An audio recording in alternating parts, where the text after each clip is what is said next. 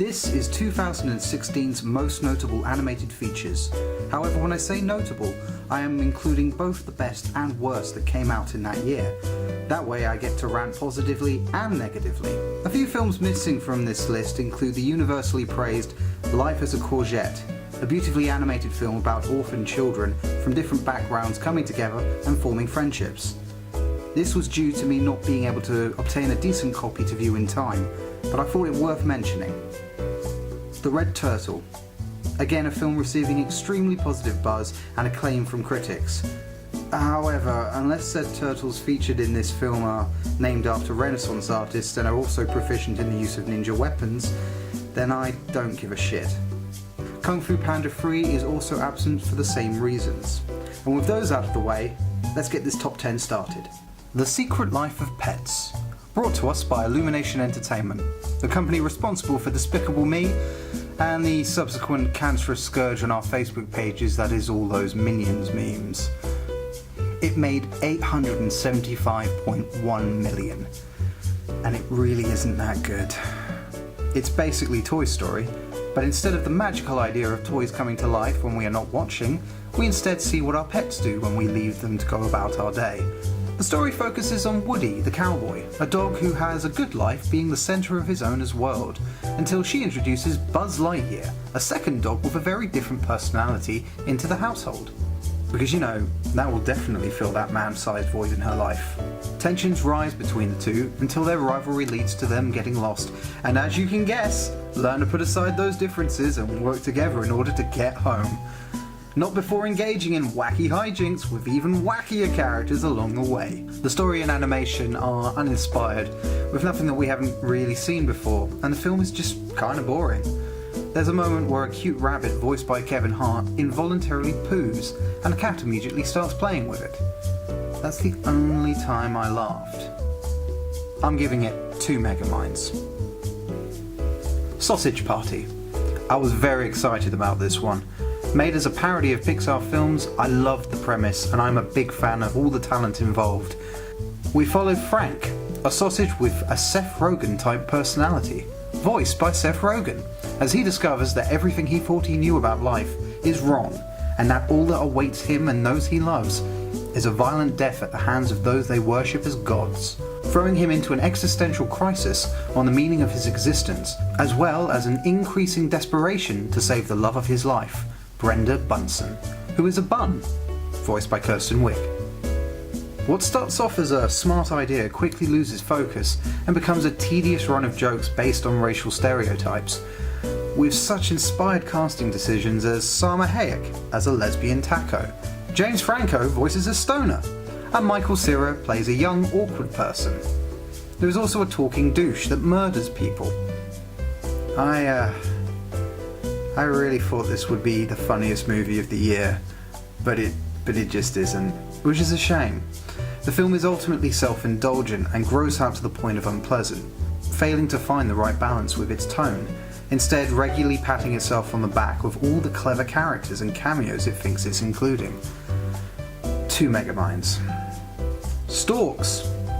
18 years ago, storks delivered babies all around the world, until something changed, and now those same storks work for the world's #1 global delivery company. Andy Samberg voices Junior, the world's #1 delivery stork, whose mentor, voiced by Kelsey Grammer, informs him he is next in line to be the boss.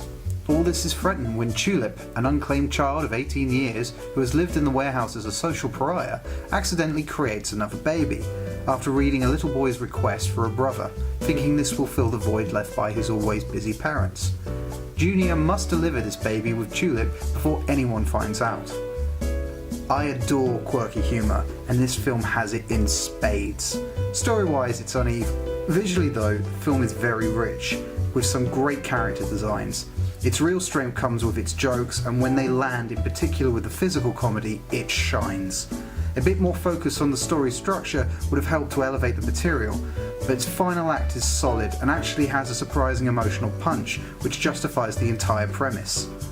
The real stars of the show though are the Wolf Pack, voiced by Keegan-Michael Kay and Jordan Peele. Second wolves! Wolf Pack!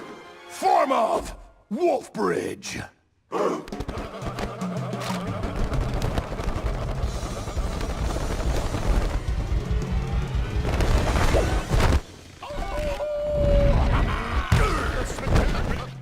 is happening? The wolves are forming a suspension bridge. How is that possible? I don't know. All right, let's go. 3 Megaminds. Moana. Something a little different from Disney animation. The story follows the title character, Moana, the rebellious daughter of a tribal leader who goes on a quest to save her island from growing dangers, and also so that Disney can check off on their list the long-neglected Polynesian princess representation in their movies. I'm being a little harsh on that point, as the movie makes a massive effort on being faithful to the source material it's based on. I don't have enough time to go into too much detail, but the writers spent 5 years researching Polynesian myths and culture in order to bring the most faithful and respectable story possible, and every frame in this movie shows that. Another nice touch is that the entire cast heralds from that region, but sadly not as much thought was put into the plot, which suffers from a slow-paced beginning and doesn't really gain momentum until the real star of the show, the demigod Maui, voiced by none other than The Rock, turns up with one of the catchiest musical numbers Disney has produced in years. Well, anyway, let me say you're welcome for the wonderful world you know. Hey, it's okay, you're welcome. We'll come to I like to imagine that The Rock has sung this song at the end of every one of his sexual encounters. Flight of the Conchords' Jermaine Clement has the other standout scene of the movie, backed by another solid musical number and fantastic visuals. Simply put, it is a gorgeous looking movie. Just a little bit more time on the plot and pacing would have made it a true classic. 3 Megaminds. Batman: Return of the Caped Crusader. Forget those live-action DC movies. For over a decade, DC Animation has been crushing it with its adaptations. Case in point, I was geared up to do a big focus on the long-awaited release of The Killing Joke.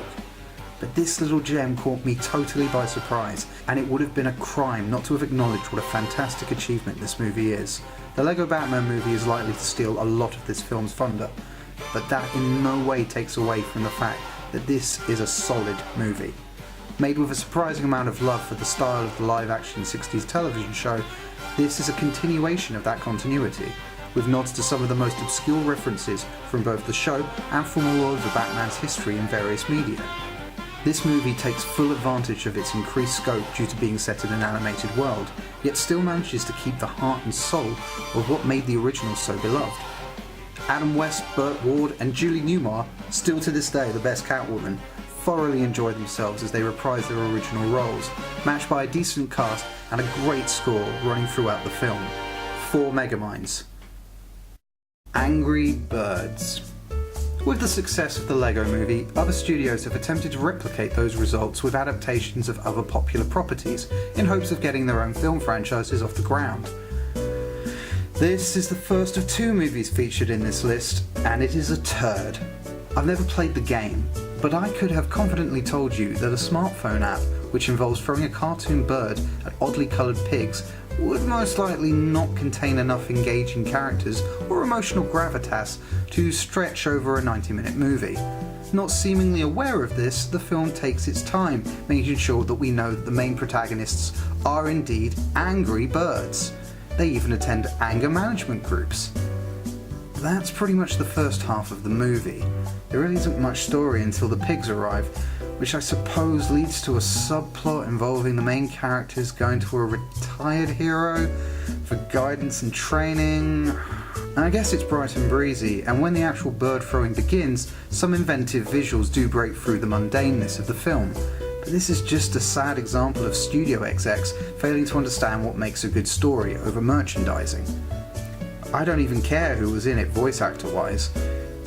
1 Megamind.